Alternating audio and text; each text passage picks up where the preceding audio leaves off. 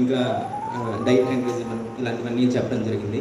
And next ఇప్పుడు మీరు ఎంతవరకు ఫాలో అయ్యారో తెలియదు కానీ చాలా మంచి పాయింట్స్ వచ్చాయి. అయితే ఇప్పుడు నేను చెప్పబోయేటటువంటి కేసెస్లో ప్రాక్టికల్ పాయింట్స్ డిస్కస్ చేద్దాము. ఉదయం డిస్కస్ చేసిన ప్రతి పాయింట్ ఇక్కడ రిఫ్లెక్ట్ అవుతుంటుంది అనమాట. ఉదయం ఎవరైతే బాగా ఉన్నారో వాళ్ళకి ఇది బెనిఫిట్గా ఉంటుంది. ఓకే,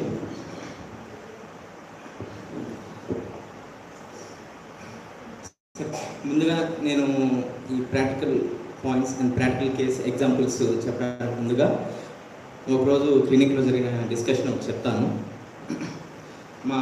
ఒక ఆయన మా రిలేషన్ అవుతారు అనమాట, మా బాబాయ్ అవుతారు. ఆయన ఒక పేపర్ కటింగ్ తీసుకొచ్చారనమాట. ఏంటంటే అది చదువు అని అన్నాడు. ఏంటి అంటే సరే చదివా. ఇప్పుడు చదివిన తర్వాత దాంట్లో ఏముందంటే ఇది కొంచెం ఆక్వర్డ్ ఎగ్జాంపుల్గా ఉంటుంది, బట్ ఇక్కడ ఉన్నదందరికీ కూడా మెడికోసే కాబట్టి జాగ్రత్తగా వినండి. ఇప్పుడు పెరీనియం రీజియన్లో అతనికి ఒక అల్సర్ వచ్చింది. ఆ అల్సర్ తర్వాత గ్యాంగ్రీన్గా మారింది. ఆ గ్యాంగ్రీన్ ఎక్కడ వరకు స్ప్రెడ్ అయిందంటే మేల్ పేషెంట్ ఈవెన్ పెన్నిస్ వరకు స్ప్రెడ్ అయిపోయి పెన్నిస్ని ఎక్సర్సైజ్ చేయడం జరిగింది. అంటే ఫస్ట్ ట్రీట్మెంట్స్ అన్నీ ఇచ్చారు. ట్రీట్మెంట్స్ అన్నీ కూడా ఫెయిల్ టు క్యూర్ అనమాట. ఇంప్రూవ్మెంట్స్ తీసుకురావడంలో ఫెయిల్ అయిపోయింది. సో తర్వాత ఫైనల్గా వాళ్ళ చేతుల్లో ఉన్న ఇది ఏంటంటే పేషెంట్ని కాపాడదామనేసి ఎక్సిషన్ మొత్తం పెన్నిస్ని ఎక్సిషన్ చేయడం జరిగింది. అది అంతవరకు ఓకే. దాని తర్వాత ఇప్పుడు ఉన్నటువంటి అలోపతిక్ వాటిలో most advanced technologies and most advanced వీటితో యూజ్ చేసి టిష్యూ కల్చర్ చేసి అతనికి ఈ లెఫ్ట్ హ్యాండ్ సైడు ఆ పెన్నిస్ని మళ్ళీ ఆ టిష్యూ కల్చర్ చేసి దాన్ని మొలిపించి అంటే ఒక 2 years టైం తీసుకొని మళ్ళీ దాన్ని యథాస్థితిలో అక్కడ పెట్టడం జరిగిందనమాట ఆ పెరీనియల్ రీజియన్లో. సో ఇది చాలా సక్సెస్ఫుల్గా మేము సాధించామని చెప్పారు. సో అది పేపర్లో వేసిన ఆర్టికల్ అనమాట. ఈ ఆర్టికల్ తీసుకొచ్చి నాకు చూపించారు. సరే ఏంటి అని అన్నా. ఏంటంటే చూడండి, ఆయన ఉద్దేశం ఏంటంటే అలోపతిలో మెడిసిన్ ఇంత అడ్వాన్స్డ్ టెక్నాలజీస్ తర్వాత ఇంత అడ్వాన్స్డ్ మేము ఎక్కడికో రీచ్ అయిపోయింది, మీరు మనకి ఇంకా హోమియోలో ఇక్కడ జస్ట్ ఇలా పిల్స్ ఇచ్చుకుంటూ ఉన్నారు అన్న ఉద్దేశంతో నాకు చూపించడం జరిగింది అనమాట. సో అలోపతిలో ఇది ఒక మిరాకిల్ అనమాట వాళ్ళకి, అంతే కదా. అంటే ఇప్పటి వరకు కిడ్నీ ట్రాన్స్ప్లాంటేషన్ చేస్తున్నారు, లివర్ ట్రాన్స్ప్లాంటేషన్ చేస్తున్నారు అండ్ హార్ట్ ట్రాన్స్ప్లాంటేషన్ చేస్తున్నారు. ఇప్పుడు ఈ జెనిటల్ ఆర్గాన్ని కూడా మళ్ళీ తీసుకొచ్చి అక్కడ ట్రాన్స్ప్లాంటేషన్ చేశారు. అయితే ఇక్కడ మీ అందరికి ఒక క్వశ్చన్, ఇప్పుడు ఆ పేషెంట్కి క్యూర్ వచ్చిందా? యాజ్ పర్ ఫస్ట్ ఎఫార్జం ప్రకారం రిస్టోరేషన్ అంటే అనారోగ్యం రావడానికి ముందు ఏ స్థితిలో ఉన్నాడో మొత్తం ట్రీట్మెంట్ అంతా అయిపోయిన తర్వాత అంటే 2 years 2.5 years ట్రీట్మెంట్ అయిన తర్వాత కూడా అదే స్థితిలో ఉన్నాడుగా. అది రిస్టోరేషన్ వచ్చినట్లా. మళ్ళీ ఎక్కడన్నా ఏదన్నా అల్సర్ ఫామ్ అయితే ఆ నాన్ హీలింగ్ అల్సర్ మళ్ళీ ఆ గ్యాంగ్రీనస్ టెండెన్సీ అనేది అది అలానే ఉంటుంది. సో ఇప్పుడు మా బాబాయ్కి ఒక ఎగ్జాంపుల్ చెప్పాను అనమాట. నేను ఈ రకంగా ఆన్సర్ ఇచ్చాను అనమాట. ఏంటంటే ఇప్పుడు అది పేపర్లో ఆర్టికల్ వేశారు, దాని తర్వాత అతనికి సక్సెస్ అయిందని అన్నారు, దాని తర్వాత ఒక 6 నెలల తర్వాత ఆయనకి ఏం జరిగింది ఏంటనేది మీకు తెలియదు ఒకటి. ఇంకోటి అది ఎంతవరకు సక్సెస్ ఏం తెలియదు. అంటే వాళ్ళ వరకు సక్సెస్ అంటే బ్లడ్ సప్లై కరెక్ట్ ఉందా, నెర్వ్ సప్లై కరెక్ట్ ఉందా, ఇంకంతే. మిగిలిన దానికి సంబంధించి వాళ్ళకి మేము అవసరం లేదు, మేము మా సర్జరీ అంతా ఎఫెక్టివ్గా జరిగింది అనేసి. అయితే అదే పేషెంటు కరెక్ట్ టైంకి హోమియోపతిక్ సిమిలమం కానీ ఇచ్చినట్లయితే, హోమియోపతిక్ సిమిలమం కానీ పడినట్లయితే అసలు గ్యాంగ్రీన్ అవ్వదు అండ్ నెక్స్ట్ అది ఎక్సిషన్ చేయాల్సిన అవసరమే లేదు, అంతే కదా. ఈ ఆన్సర్ చెప్పిన తర్వాత ఆయన దీంతో పాటు ఇంకొన్ని పాయింట్స్ చెప్పాను. హోమియోపతిక్ పుట్టింది ఆరిజిన్ అలోపతిక్ ఫెయిల్యూర్ నుంచి పుట్టింది. సో అలోపతిక్ ఫెయిల్ చేయలేనటువంటి కేసెస్లో హోమియోపతి ఎంతో మోస్ట్ అడ్వాన్స్డ్గా చేయగలరు. వాళ్ళు చేస్తున్నది అంతా కూడా అలోపతిలో మోస్ట్ అడ్వాన్స్డ్ టెక్నాలజీ అనేది ఏదేదే అంటున్నారో అన్నీ కూడా ఆల్టర్నేటివ్ ప్రొసీజర్స్ మాత్రమే. It's not curative procedures. అంటే ఒక డిసీజ్ని క్యూర్ చేసే క్రమంలో వాళ్ళు ఎంత సాధించారు అంటే ఎంతవరకు సాధించారు? ఓ 50%, 70%, 90, 100? ఒక డిసీజ్ని క్యూర్ చేయడంలో వాళ్ళు సాధించింది ఎక్కడ అంటే ఆల్మోస్ట్ 0. ఇది నేను చెప్పట్లేదు, హానిమన్ గారు సెకండ్ ప్రిఫేజ్ ఇది రాసుకోండి. సెకండ్ ప్రిఫేజ్ ఆర్గనాన్లో ఫస్ట్ 2 పారాగ్రాఫ్స్లో ఉంటుందన్నమాట ఇది. సరే, అంటే ఇప్పటి వరకు వాళ్ళు ఒక డిసీజ్ని నయం చేయడంలో వాళ్ళు ఎంతవరకు సాధించారు అనేసి కంప్లీట్గా నల్లిటీ అని చెప్పేస్తారన్నమాట. ఓకే, అది 230 ఇయర్స్ బ్యాక్ చెప్పింది. అది స్టిల్ ఇప్పటికీ అది అలానే ఉంది. ఇప్పటి వరకు వరల్డ్ వైడ్లో ఎన్ని ట్రీట్మెంట్ ప్రొసీజర్స్ ఉన్నాయో అన్ని ట్రీట్మెంట్ ప్రొసీజర్స్లోనూ ఓ డిసీజ్ని నయం చేయడంలో వాళ్ళు సాధించింది అదనమాట. అది సరే. ఇప్పుడు హోమియోపతి అనేది అలోపతిక్ ఫెయిల్యూర్ నుంచి పుట్టింది. సో హోమియోపతిలో ఎక్కడైతే ఒక డిసీజ్కి స్కోప్ లేదు అని ఎవరైతే ఎక్కడితో ఫుల్ స్టాప్ పెడతారో అక్కడ హోమియోపతికి చెప్పలేనంత స్కోప్ అనేది ఉంటుందన్నమాట అలాంటి కేసెస్లో. సో ఇప్పుడు ఇక్కడ తీసుకున్న కేసులో ఎగ్జాంపుల్లోనే ఇప్పుడు వాళ్ళు గ్యాంగ్రీన్ వచ్చిన తర్వాత ఎక్సర్సైజ్ చేసి ఇదంతా చేయాల్సి వచ్చింది. అసలు ఆ గ్యాంగ్రీన్స్ కండిషన్లో కరెక్ట్ హోమియోపతిక్ సిమిలిమం కనపడితే, మళ్ళీ చెప్తున్నాను, హోమియోపతిక్ సిమిలిమం అంటే బయట ఇచ్చేటటువంటి అంటే మెడికల్ షాప్స్లో ఇచ్చేటటువంటి ట్రీట్మెంట్స్ కాదనమాట. అలాంటివి ఇచ్చి హోమియోపతి ఫెయిల్ అయింది కదా అంటే అది నెవర్. హోమియోపతి నెవర్ ఫెయిల్స్ అనమాట. ఇది మహాత్మా గాంధీ గారు చెప్పింది. ఓకే సరే. సో హోమియోపతిక్ సిమిలిమం అంటే ఎప్పుడైతే మనం మార్నింగ్ నుంచి చెప్పినటువంటి పాయింట్స్, కేస్ టేకింగ్ ఎలా తీసుకోవాలి ఏంటి, ఆ తర్వాత రిపర్టరేషన్ ఎలా చేయాలి, తర్వాత ఫైనల్ సెలెక్షన్ అనేది మెటీరియల్ బేస్ చేసుకొని ఇవ్వటం, వీటిని ఈ రకంగా కానీ చేసి హోమియోపతిక్ సిమిలిమం కానీ ఇచ్చినట్లయితే అది అక్కడ అసలు గ్యాంగ్రీన్ దాకపోదు, గ్యాంగ్రీన్ అయినా కూడా అది మళ్ళీ రివర్స్ బ్యాక్ అనేది వస్తుంది, రిస్టరేషన్ వస్తుంది. ఈ పాయింట్స్ చెప్పిన తర్వాత ఇంకా మా బాబాయ్ గారు కుర్చీ నుంచి లేచి సైలెంట్గా వెళ్ళిపోయారు అనమాట. త్రివిక్రమ్ గారు డైలాగ్ ఒకటి ఉంటుంది కదా, 2 చేతులు జేబులో పెట్టుకొని ఎటు వెళ్తున్నానో తెలియకుండా అలా వెళ్ళిపోయినారు. అలా కామ్గా ఏం మాట్లాడకుండా ఆ తర్వాత నుంచి ఇప్పటికి 4 years గడిచింది. ఈ 4 yearsలో ఆయన నాతో ఎటువంటి డిస్కషన్ పెట్టుకోలేదు అనమాట. అది సరే. ఓకే,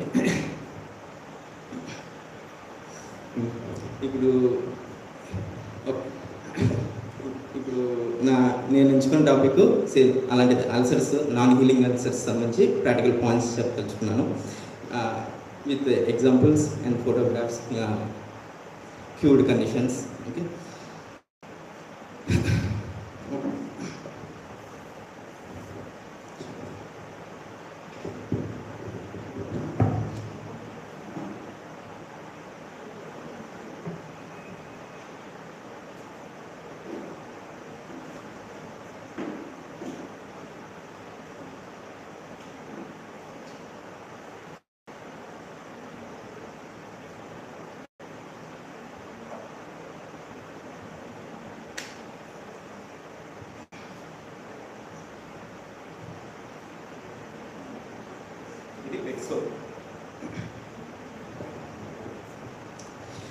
ఈ బెడ్సోర్ 1 monthలో అది ఆల్మోస్ట్ 1.5 inch లో తెలిపోయింది అనమాట.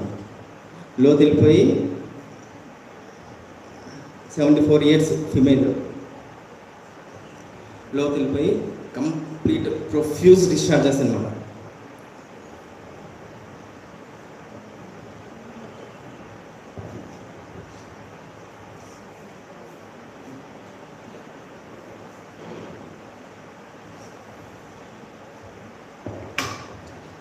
ఫస్ట్ రోజు తీసుకొచ్చిన ఫోటో అనేది లేదనమాట, అది వాళ్ళ దాంట్లో షేర్ చేయలేదు. ఓకే, ఇది profuse discharges.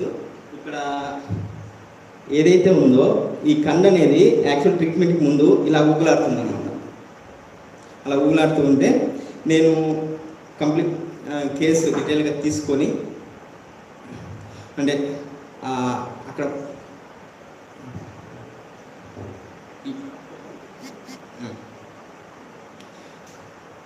Copious discharges, offensive discharge and next yellowish green discharge అనేది ఉంది. సో ఇంకా రిమైనింగ్ ఆవిడ బాగా వీక్గా ఫీల్ అవుతున్నారు, వీక్గా ఉన్నారు. అండ్ నెక్స్ట్ ఇతర కంప్లైంట్స్ అన్ని చూసుకొని నేను ఆర్సెనిక్ కాల్పు వేయటం జరిగింది. యూజువల్గా మెడిసిన్ సెలెక్షన్ వరకు ఓకే, మళ్ళీ పొటెన్సీ సెలెక్షన్ దగ్గరికి వచ్చేసరికి అందరూ ఇదైపోతారు. అయితే ఇంత పెద్ద అల్సర్ ఇది చూసేసరికి యూజువల్గా అందరూ భయపడిపోయి చిన్న పొటెన్సీస్లో ఇస్తే పనిచేయదేమో, సో హైయర్ పొటెన్సీస్లో ఇద్దాము, 200-100 ml ఇద్దాము అని అనుకుంటారు.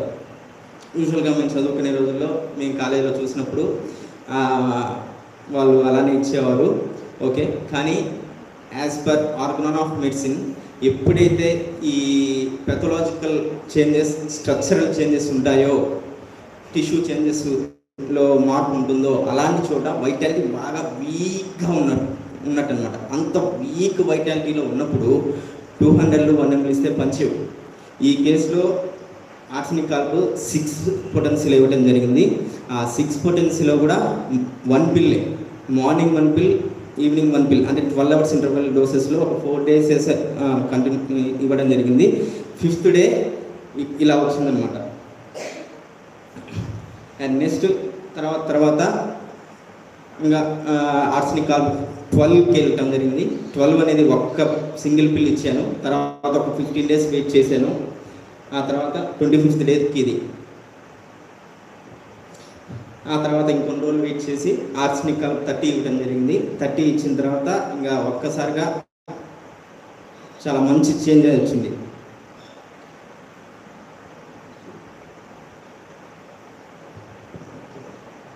ఫోటో మిస్ అయింది.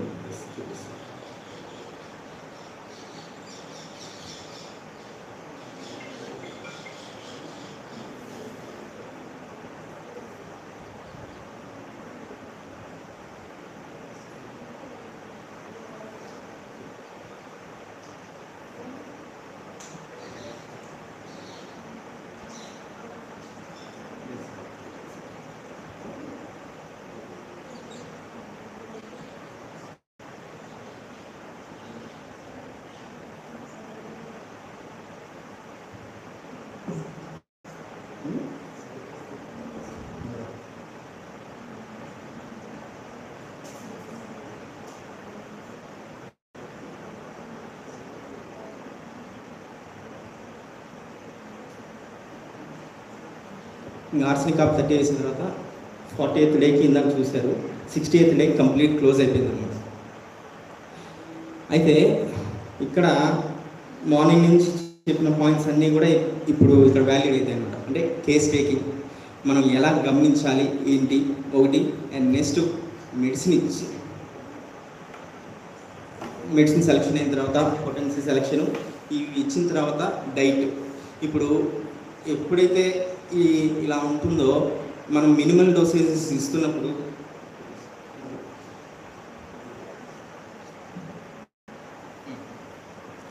ఇప్పుడు ఇలాంటి కేసెస్లో మనము పప్పుల్ని కంప్లీట్గా ఆపేయాలి. ఆ ఫస్ట్ డిశ్చార్జ్ ఉన్నప్పుడు పప్పుల్ని కంప్లీట్గా ఆపేయాలి. ఎందుకు ఆపేయాలి ఏంటి అంటే, ఇప్పుడు యూజువల్గా అదే అలోపతి డాక్టర్స్ కానీ అన్నట్లయితే పప్పులు తింటే మంచిది, పప్పులు ప్రోటీన్ ఫుడ్ కాబట్టి మజిల్ బిల్డింగ్కి ఉపయోగపడుతుంది ఏంటి అనేసి చెప్తుంటారు. అయితే అది అండర్ హెల్దీ కండిషన్స్ అలా జరగచ్చేమో, కానీ వెనెవర్ అక్కడ సపరేటివ్ టెండెన్సీ అన్హెల్దీ కండిషన్లో ఉన్నప్పుడు తీసుకున్న పప్పులన్నీ కూడా ఆ మజిల్ బిల్డింగ్ కాకుండా కంప్లీట్గా పస్ ఫార్మేషన్కి ఉపయోగపడుతుంది అనమాట. ఎందుకు ఏంటంటే అది ఏజ్ ఓల్డ్ ఎక్స్పీరియన్స్, మనం ఎవరిలో గమనించినా అది క్లియర్ కట్గా మేనిఫెస్ట్ అవుతుంది.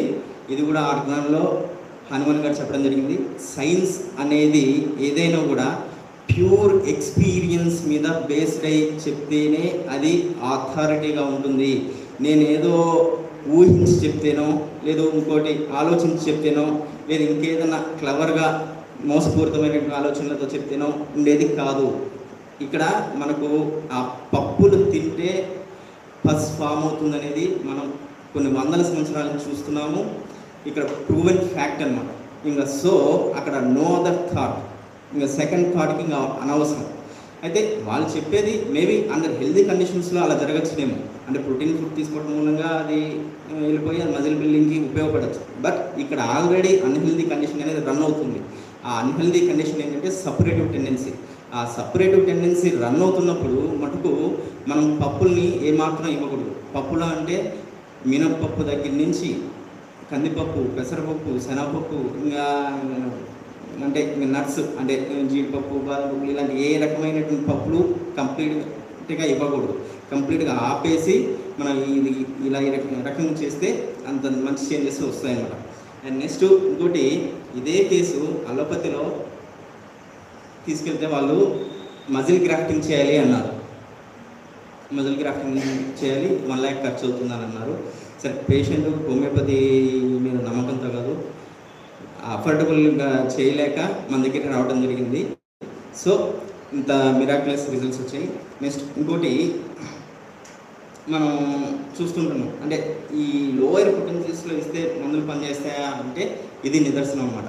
అంటే ఎప్పుడైతే మనం హోమియోపతిక్గా సిమిల్మంని మ్యాచ్ చేస్తామో అలాంటి సందర్భాల్లో ఇందాక హనుమాన్ గారు క్రానిక్ డిసీజ్లో చెప్పినట్లుగా, అంటే అది పని చేయలేనంత మైన్యూట్ డోసెస్లో ఇవ్వడం మన తరం కాదు అదన్నమాట. అండ్ నెక్స్ట్ ఇంకోటి సెకండ్ కేస్, అంటే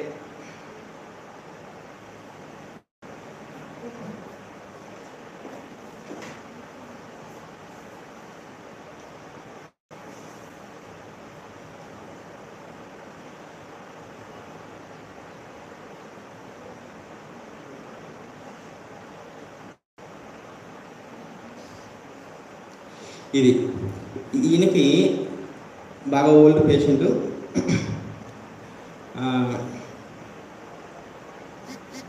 ఆల్మోస్ట్ బెడ్ రీడను, పెరాలసిస్ వచ్చేసి బెడ్ రీడన్ అయిపోయారు.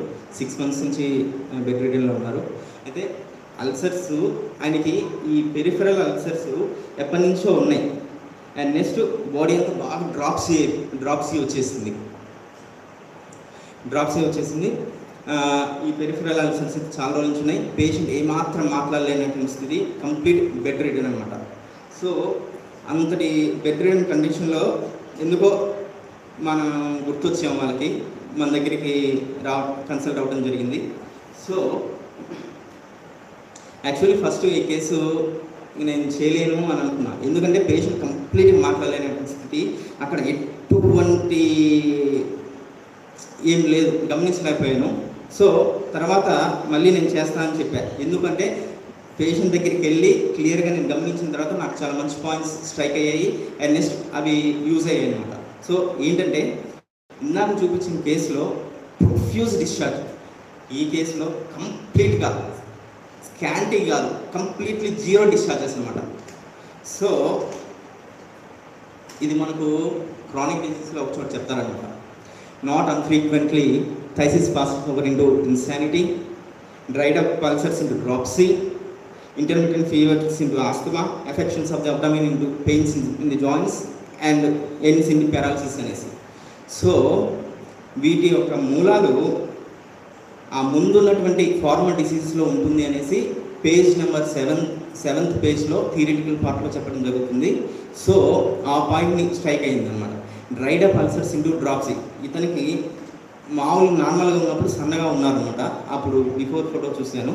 ఆ తర్వాత ఇలా బెడ్ రిడన్ అయిపోయిన తర్వాత ఈ అల్సర్స్ వచ్చిన తర్వాత ఎలా ఉన్నారు ఏంటని చూస్తే కంప్లీట్గా లావ్ అయిపోయి బెడ్ రిడన్ ఇలా పడుకొని, అంటే వీప్ ఇలా తిప్పారంట, వీపు వెనకాల ఇంకేమైనా ఉన్నాయి ఏంటని చూస్తే బ్రెడ్కి ఫంగస్ ఎలా అయితే పడుతుందో ఆయన వీపు అంతా కూడా బూజు పట్టేసింది, ఫంగస్ పట్టేసింది.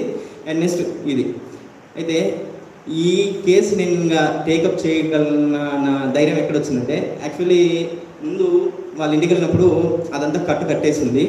సో తర్వాత అతను డ్రెస్ అతను ఆ టైంలో రావాల్సింది కొంచెం పోస్ట్ పోయింది, రాలేదు. తర్వాత నాకు ఈ ఫోటో పంపించారన్నమాట. ఏంటంటే కట్టే టైంకి ఆయనకి యాక్చువల్లీ ఈ హోల్ లేదు, అంటే మన ఫిస్ట్ ఎంతైతే ఉంటుందో ఆ ఫిస్ట్ మోయిన హోల్ పడిపోయింది.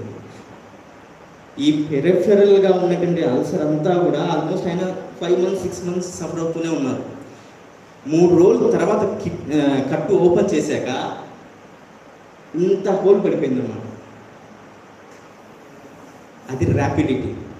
ఆ ర్యాపిడిటీ దాన్ని చూసుకొని నెక్స్ట్ ఇంకోటి అస్సలు డిశ్చార్జ్ చేసే లేకపోవటము, అదొక పెక్యులర్ కండిషన్ ఇక్కడ ఈ పేషెంట్లో. అది అంటే బీపీసీఎల్లో ఒక మంచి రూబ్రిక్ ఉంటుంది అల్సర్స్లో. అల్సర్స్ ఇన్ డ్రాప్సికల్ పేషెంట్స్ అని ఉంటుంది. అది వాటిని పట్టుకొని మిగిలిన టోటాలిటీని చూసుకొని ఆర్ట్సాల్ మీట్ అయింది ఇక్కడ కూడా. మళ్ళీ అనుకోవచ్చు ఇందాక దాంట్లోనూ ఆర్సే, ఇప్పుడు దీంట్లోనూ ఆర్సే అని చెప్తా. ఇప్పుడు సరే, ఇతనికి ఆర్సాల్ ఇచ్చిన తర్వాత జస్ట్ 5 daysలో చూడండి ఎంత చేంజ్ వచ్చింది. 7th day and 8th day. 9th day photo తీద్దాం అంటే పేషెంట్ లేరు, పేషెంట్ కాలం చేశారు. కానీ ఈ కేసులో నాకు ఏంటంటే సర్ప్రైజు, అంటే డెత్ బెడ్ స్టేజ్లో ఉన్నా కూడా హోమియోపతిక్ మెడిసిన్స్ ఎంత ఫాస్ట్గా పనిచేస్తాయనేసి ఈ కేసులో నాకు అర్థమైందనమాట. ఆల్మోస్ట్ జస్ట్ 8th dayకి 50% తగ్గిపోయింది. వాళ్ళ ఇంట్లో వాళ్ళందరూ ఆశ్చర్యపోయారు. ఆల్మోస్ట్ మేము 6 months నుంచి ఉందండి, మాకు స్ట్రైక్ అవ్వలేదు, ఇప్పుడే స్ట్రైక్ అయింది. అదే నేను చెప్పాను, ఇంకొక 20 days 30 days కనున్నట్లయితే కంప్లీట్ నార్మల్ అయిపోయింది అనమాట. అది సరే. అయితే ఇక్కడ మనకు ఇక్కడ ఇండికేట్ అయిన మెడిసిన్ అయితే 2 కేసెస్లోనూ ఆర్సే, కానీ అక్కడ సిమ్టమ్స్ కంప్లీట్లీ డిఫరెంట్. ఎవరికి వాళ్ళకి రెమెడీ అనేది మారిపోయింది. ఒకరిలో కంప్లీట్లీ ప్రొఫ్యూస్ డిశ్చార్జ్ ఉంది, ఇంకొకరిలో కంప్లీట్ 0 డిశ్చార్జ్ ఉంది, అండ్ ఇంకొకరిలో ర్యాపిడిటీ అనేది ఉంది. యూజువల్గా నేను ఇందాక చూపించిన కేసులో ఆమెకి 1 monthలో 1.5 inch లోతు పడిపోయింది అనమాట. సో 1 monthలో 1.5 inch పడిపోయిందంటే నేను అప్పుడు ర్యాపిడిటీగా తీసుకున్నాను.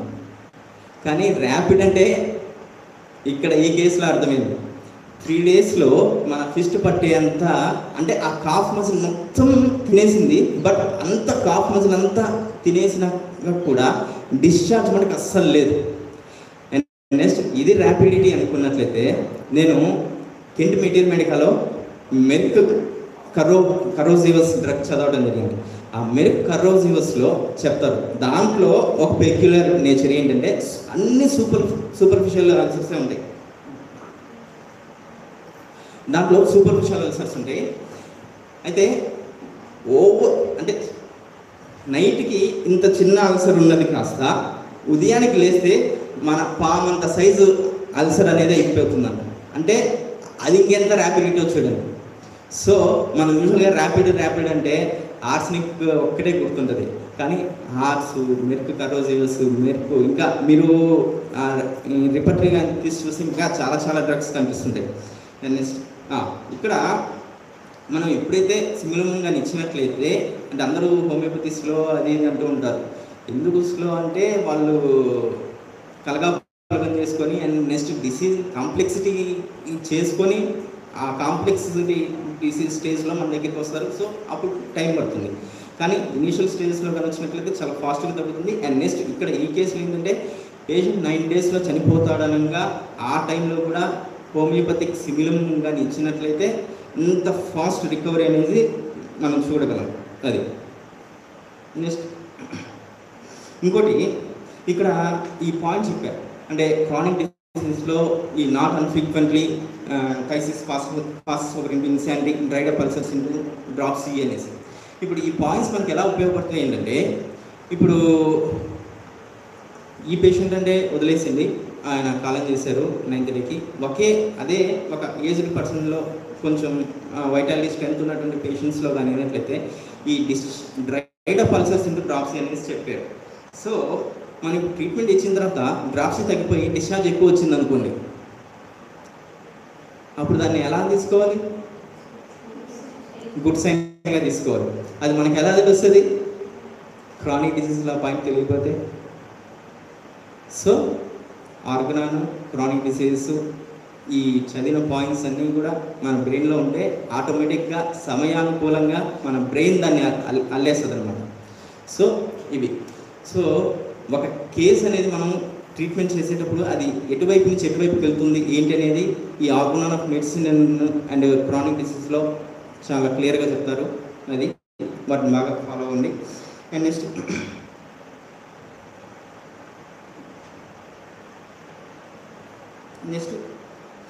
ఇలాంటి కేసెస్ ఒకటి రెండు చేయగానే కొంచెం కాన్ఫిడెన్స్ వస్తుంది అనమాట. అదే ఆ కాన్ఫిడెన్స్ ఇంకొంచెం మితిమీరితే ఓవర్ కాన్ఫిడెన్స్ వస్తుంది. సెల్ఫ్ ఎస్టీమ్ బాగున్న వాళ్ళు అయితే ట్రూ ప్రైడ్ ఉంటుంది, సెల్ఫ్ ఎస్టీమ్ తక్కువ ఉన్న వాళ్ళు అయితే ఫాల్స్ ప్రైడ్ ఉంటుంది. యాక్చువల్లీ ఆ ఫేస్ రీడింగ్ బుక్స్లో ట్రూ ప్రైడ్ అంటే ఏంటి అర్థమే కాదనమాట. తర్వాత అర్థమయ్యేది. అంటే ట్రూ ప్రైడ్ అంటే మనం చేసిన దానికి మనం పావలా చేస్తే పావలాకి సరిపడా మనం దాన్ని తీసుకోవాలి. అలా కాకుండా పావలా చేస్తే 10 రూపాయలకి సరిపడా మనం ఫీల్ అయిపోతుంటే దాన్ని ఫాల్స్ ప్రైడ్ అంటారు. సరే, ఓకే. ఎప్పుడైతే ఇలా చేసామో కొంత కాన్ఫిడెన్స్ వచ్చేసి పర్లేదులే అల్సర్ కేసెస్ చేయగలలే అని అనుకుంటాం. రియల్లీ అసలు ఆ అల్సర్ కేసెస్ వచ్చినప్పుడు కెంట్ రిపర్టరీలో బీబీసీఆర్లో ఎన్ని రూబ్రిక్స్ అయితే ఉంటాయి అన్ని రూబ్రిక్స్ని థరోగా చూడటం జరిగింది అనమాట. ప్రతి దానికి మళ్ళీ మీనింగ్ చూసుకొని మీనింగ్ రాసుకొని చూడటం జరిగింది. ఓకే. అయితే తర్వాత ఇంక వేరే కేసు వచ్చింది. ఏం పర్లేదు, నేను ఇలాంటి కేసు బాగా సక్సెస్ఫుల్గా ట్రీట్ చేశాను, ఏం కాదు అని చెప్పాను. కానీ ఆ కేసు బాగా టీడీఎస్గా బాగా సతాయించింది అనమాట. అంటే ఆల్మోస్ట్ ఇంకా పేషెంట్ వెళ్ళిపోతాడు అంటే ఇంకా ఇంతటి స్థాయికి వచ్చిన తర్వాత ఇంట్లో వాళ్ళు మహా అయితే ఒక వారం రోజులు 10 రోజులు వెయిట్ చేస్తారు. ఇంకా దానికన్నా ఎక్కువ పేషెంట్ వెయిట్ చేద్దామన్నా ఇంట్లో వాళ్ళు వెయిట్ చేయలేరు అనమాట. సో వాళ్ళందరూ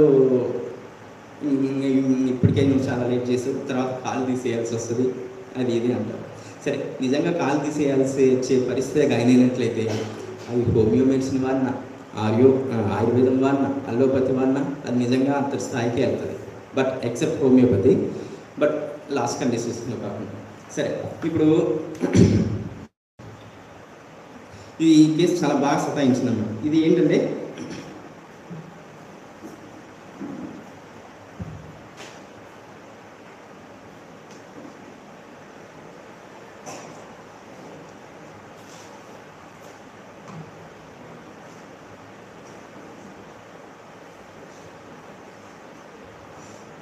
మీకు అక్కడ దెబ్బ ఏమైనా తగులుతుందా, ఏమైనా కనిపిస్తుందా? చిన్న యాక్సిడెంట్ జరిగింది పేషెంట్కి. ఫస్ట్ రోజు అదనమాట. అదే రోజున ఇక్కడ బ్లిస్టర్ ఫామ్ ఉంది. బ్లిస్టర్ అంటే ఫ్రిక్షన్ అవటం మూలంగా బ్లిస్టర్ ఫామ్ అవుతుంది. అదే రోజున మనల్ని కాంటాక్ట్ అయ్యి మనం కరెక్ట్ మెడిసిన్ కానీ ఇచ్చినట్లయితే అది తర్వాత స్థాయికి వెళ్ళి ఉండేది కాదు. ఓకే. ఇప్పుడు ఇందాక నేను మీకు అల్సర్స్ కొన్ని ఫొటోస్ చూపించాను కదా, అవే మేము చదువుకునే రోజుల్లో అయితే వాటికి ఎక్స్టర్నల్ అప్లికేషన్స్ ఇచ్చేవాళ్ళు. అసలు ఎక్స్టర్నల్ అప్లికేషన్స్ ఎప్పుడు వాడాలి ఏంటి అనేది కూడా వాళ్ళకి తెలియదా అనిపించిన తర్వాత ఒకసారి అడ్వాన్స్ చదివిన తర్వాత లోకల్ మెలడీస్లో 185 నుంచి స్టార్ట్ అవుతుంది అనమాట. అక్కడ చదివితే మీకు అర్థమవుతుంది. ఎప్పుడైతే వైటల్ ఫోర్స్ యొక్క ఇన్వాల్వ్మెంట్ ఉంటుందో అప్పుడు పొటెన్సీ మెడిసిన్ అనేది అవసరం పడుతుంది. ఎప్పుడైతే వైటల్ ఫోర్స్ ఇన్వాల్వ్ అవ్వకుండా సిస్టమ్ అక్కడ లోకలైజ్డ్గా పార్ట్ ఎఫెక్ట్ అవుతుందో దాన్ని జస్ట్ మదర్ పించెస్ తగ్గిపోతుందండి. అదే మన ఓకే, ఇక్కడ లేకపోతే ప్రస్తావించకూడదు. నేను చదువుకునే రోజులైతే వాటికి క్యాలెండ్లా పూసేవారు అనమాట. ఆ క్యాలెండ్లా ఎక్స్టర్నల్ అప్లికేషన్ పూసేవారు. ఆ క్యాలెండ్లా పూయడం వల్ల అక్కడ ఏం దొరకదన్నమాట. ఇప్పుడు క్యాలెండ్లలో ఒక పాయింట్ ఉంటుంది, ఇది ఎక్స్టర్నల్ వూన్స్కి మాత్రమే అని ఉంటుంది. ఎక్స్టర్నల్ వూన్స్ అంటే బాహ్యంగా కనపడేటటువంటి ఈ వూన్స్ కాదు, మెకానికల్ ఇంజురీ మూలంగా వచ్చినటువంటి వూన్స్. అది ఎప్పుడైతే అక్కడ ఇనీషియల్గా మెకానికల్ వూన్స్ ఇంజురీ మూలంగా జరిగినటువంటి ఇనీషియల్ డేసెస్లో మనం నిజంగా క్యాలెండర్ కానీ ఇచ్చినట్టు చాలా మార్వలస్గా తగ్గిపోతుంది. వన్స్ అది ఆ స్టేజ్ దాటి తర్వాత ఇలా వచ్చింది అనుకోండి, ఫర్ ఎగ్జాంపుల్ ఇలా వచ్చేసిన తర్వాత అక్కడ ఫస్ట్ డిశ్చార్జ్ వచ్చింది, స్వెల్లింగ్ వచ్చింది, ఇంకా ఇతర ఇవి ఉన్నాయి.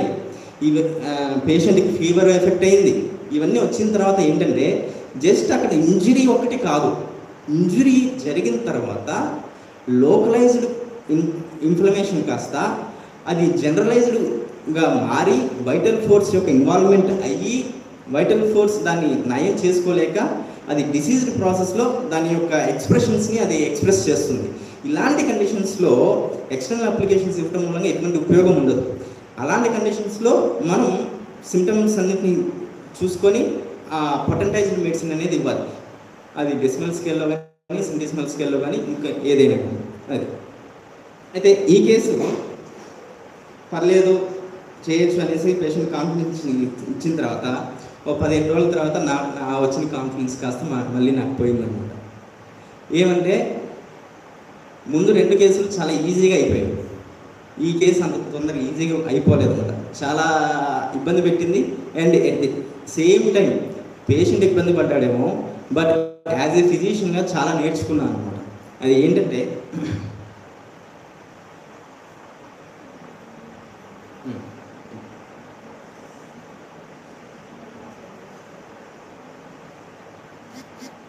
మీకు ఇక్కడ ఏమైనా కనిపిస్తుందా?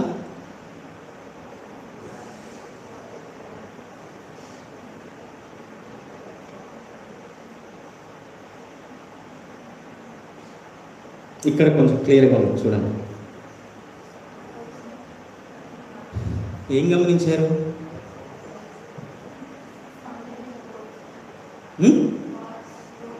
గ్రోత్. ఓకే,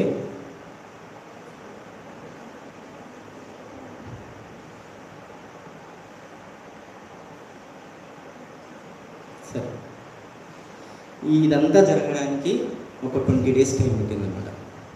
ఈ మధ్యలో రెగ్యులర్గా ఆ పేషెంట్ సిండ్రోమటాలజీ ప్రకారం పల్స్టిలా, బోలిస్టా, సల్ఫరు, మెరుపు ఇలా ఇవ్వడం జరిగింది.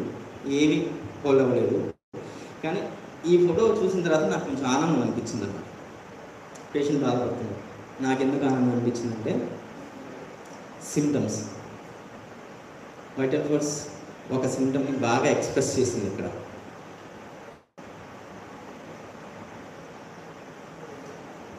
ఎవరన్నా చెప్పగలరా? అండ్ నెక్స్ట్ ఇంకోటి, ఈ కేసులో అసలు ఎందుకు ఇది తగ్గట్లేదు, ఇంత కష్టంగా ఎందుకు ఉంది అని ఫ్యామిలీ హిస్టరీలో చూస్తే వాళ్ళకి ఫ్యామిలీ హిస్టరీలో నాన్ హీలింగ్ అల్సర్స్ ఉంటూ యాంపుటేషన్స్ జరిగిన సందర్భాలు ఉన్నాయి. సో ఎక్కడైనా కూడా నాన్ హీలింగ్ అల్సర్ ఉంది అంటే కంపల్సరీ ఫ్యామిలీ హిస్టరీలో ఈ డయాబెటిక్ గ్యాంగ్రీన్ ఫ్రూట్ అని కానీ లేదంటే ఇంకోటి ఇతరితర వాళ్ళలో కూడా నాన్ హీలింగ్ అల్సర్స్ ఉంటూ యాంపుటేషన్స్ జరిగిన సందర్భాలనే ఉంటాయన్నమాట. అది ఇక్కడ ఏంటంటే మీరు గమనించినట్లయితే ఆ చెక్ అనేది నార్మల్ స్కిన్ లెవెల్కి కాకుండా ఇంకా పైకి రైజ్డ్గా కట్టింది. సో దాన్ని మన మెటీరియల్ లాంగ్వేజ్లో ఒకటని పిలుస్తాం. ఎవరైనా చెప్తారా?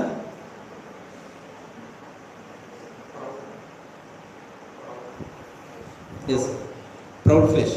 ఎస్, ప్రౌడ్ ఫ్లెష్ అంటారు అన్నమాట. ప్రౌడ్ ఫ్లెష్ అంటే నార్మల్గా ఆ గ్రాన్యులేషన్ టిష్యూ అనేది మన స్కిన్ లెవెల్ వరకు వచ్చి ఆ కింద అండర్ కరెంట్కి ఎక్కడైతే ఉందో ఆ క్రస్ట్ ఫామ్ అయిన తర్వాత కింద అండర్ కరెంట్కి కూడా హీలింగ్ ప్రాసెస్ జరుగుతూ ఉంటుందన్నమాట. కానీ ఈ ప్రౌడ్ ఫ్లెష్ అనే కండిషన్లో ఏం జరుగుతుందంటే నార్మల్ స్కిన్ లేయర్ కన్నా ఇంకా బాగా ఎక్సెసివ్గా పైకి కట్టేసి అడుగున ఆ చెక్కు కట్టిన కింద కూడా వూండ్ అనేది హీలింగ్ అవ్వకుండా అది అలానే నాన్ హీలింగ్ నేచర్తోనే ఉంటుందన్నమాట. ఇంకా అక్కడ ఉన్నటువంటి ఆ చెక్కు కట్టినా కూడా ఆ నుంచి ఇంకా డిశ్చార్జ్ వస్తూనే ఉంటుంది. ఇక్కడ చూడండి, వన్స్ చెక్కు కట్టింది అంటే మీకు అండర్ కరెంట్ కూడా ఆ హీలింగ్ ప్రాసెస్ జరగాలి. బట్ ఈ ప్రౌడ్ ఫ్లెష్ అనే కండిషన్లో అది జరగదు. సరే, ఈ ప్రౌడ్ ఫ్లెష్ ఎక్కడ ఉంటుంది? అల్యూమినా డ్రగ్లో చదివేటప్పుడు Kent material medical proud flesh అనేది నేను గమనించాను. అంటే నేను చదవడం జరిగింది. ఎప్పుడైతే అక్కడ చదివానో అసలు దాని మీనింగ్ ఏంటి అనేసి చూడటం జరిగింది. సరే, ప్రౌడ్ ఫ్లెష్ వరకు మనం పట్టుకున్నాం, ఎట్టో ఒకట పట్టుకోగలిగాం. ఆ రూబ్రిక్ ఎక్కడుంది? ఓకే, స్కిన్ జనరల్గా ఓకే, ఎయిర్ పర్టికులర్ యూజువల్గా మనం చూసేది కెంట్లో దొరకదు.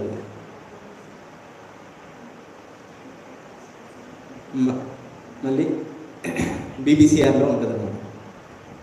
బీబీసీఆర్లో అంటే ముందు 2 కేసెస్లో కెంట్ బాగా తరోగా అల్సర్స్ అన్ని చూసేస్తే, ఆ తర్వాత ఇప్పుడు బీబీసీఆర్లో అల్సర్ అనే చాప్టర్ మొత్తం కవర్ చేసేస్తాయి అనమాట.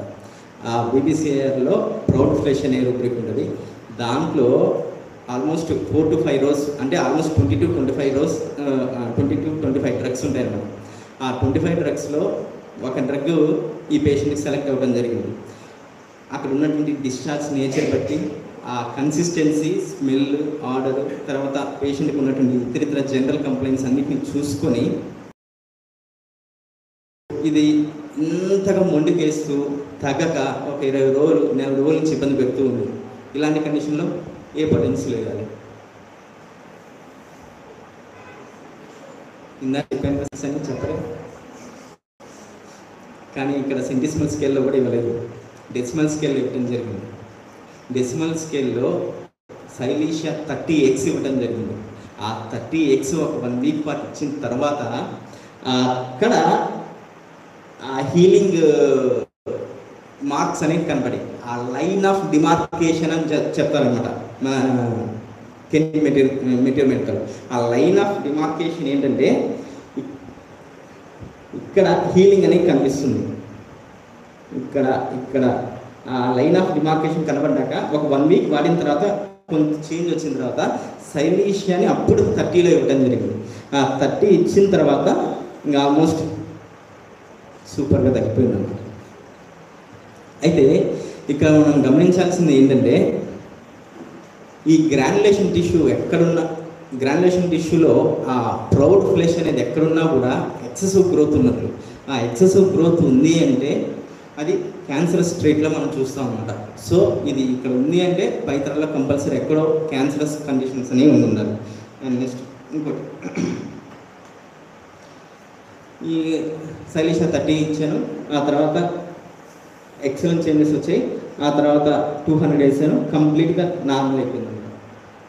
సో దాని తర్వాత అంతా కేక్ వాక్ లాగా స్మూత్గా అయిపోయింది.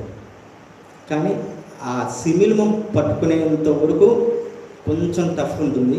వన్స్ దానికి మనం సిద్ధపడితే ఆ తర్వాత వచ్చేటువంటి రిజల్ట్స్ మిరాక్యులస్ రిజల్ట్స్ అనేవి వస్తాయి అన్నమాట. నెక్స్ట్ ఇక్కడ నేను మీకు 3 అల్సర్ కేసులు ప్రజెంట్ చేశాను.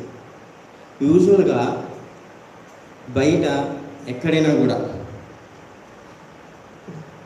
అంటే హోమియోలో అయితే మన లైన్లో కాకుండా బయట ఏ డాక్టర్ చేసినా, అలోపతిలో కానీ ఆయుర్వేదంలో కానీ ఇతర సిస్టమ్ ఆఫ్ మెడిసిన్స్ దేంట్లైనా 3 కూడా అల్సర్స్ లానే చూస్తారు. కానీ 3 కేసెస్లోనూ వాటి యొక్క పెక్యులియర్ ఫ్యూచర్స్ ఉన్నాయి. మనం ఉదయం చెప్పిన కేస్ టేకింగ్లో హనుమన్ గారు 103 ఎఫర్షన్లో చెప్తారన్నమాట. Individualize and examination each and every case అనేసి. సో ప్రతి ఒక్క కేసుని ఇండివిజువలైజ్ చేసుకోవాలి. అంటే 3 అల్సర్ కేసులే కదా, 3 ఒకటే కదా అని అనుకోకూడదు. ఏ అల్సర్ కేసుకి ఆ అల్సర్ కేసులో అక్కడ ఉండాల్సినటువంటి ఆ స్ట్రైకింగ్గా ఆ పెక్యులియర్ సిమ్టమ్స్ని వేరువేరుగా ఉన్నాయి. సో మనం ఎప్పుడైతే ఆ పేషెంట్లో వాళ్ళ యొక్క వైటల్ ఫోర్స్ ఎక్స్ప్రెస్ చేసేటటువంటి ఈ పెక్యులియర్ ఫీచర్స్ని, అన్కామన్ సిమ్టమ్స్ మనం ఎప్పుడైతే పట్టుకోగలుగుతామో అప్పుడు దాన్ని మనం సద్వినియోగం చేసుకుంటే, కొంతమంది పట్టుకున్నా కూడా దాన్ని సద్వినియోగం చేసుకోలేదు. ఎందుకంటే ఇప్పుడు ఈ ప్రౌడ్ ఫ్లెష్ అనేది ఉంది. ఈ ప్రౌడ్ ఫ్లెష్ అనేది కెంట్ మెటీరియల్ చూస్తున్నాం, దొరకదు. సో నేను అల్యూమినా డ్రగ్లో చదివాను కాబట్టి అల్యూమినా ఇచ్చేస్తుంటారు. సో అది తగ్గదు. సో సద్వినియోగం చేసుకోవడం అంటే రేషనల్గా, హనుమన్ గారు మన ఆజ్ఞలో ప్రతి పదం చాలా బాగా పడతారు. రేషనల్ హీలింగ్ ఆర్ట్ అనేసి, అంటే నాకు అనిపించింది కాబట్టి నేను ఇచ్చేస్తానని కాదు. ఎప్పుడు ఇచ్చినా కూడా మనం ఇచ్చేటటువంటి ప్రిస్క్రిప్షన్కి దానికి ఒక లెక్క పద్ధతి, దానికంటూ ఒక ప్రిన్సిపల్స్ని అడ్హెర్ అయ్యి ఇస్తేనే మిరాకిల్స్ వస్తాయి. లేదంటే అలా జరగదన్నమాట. అది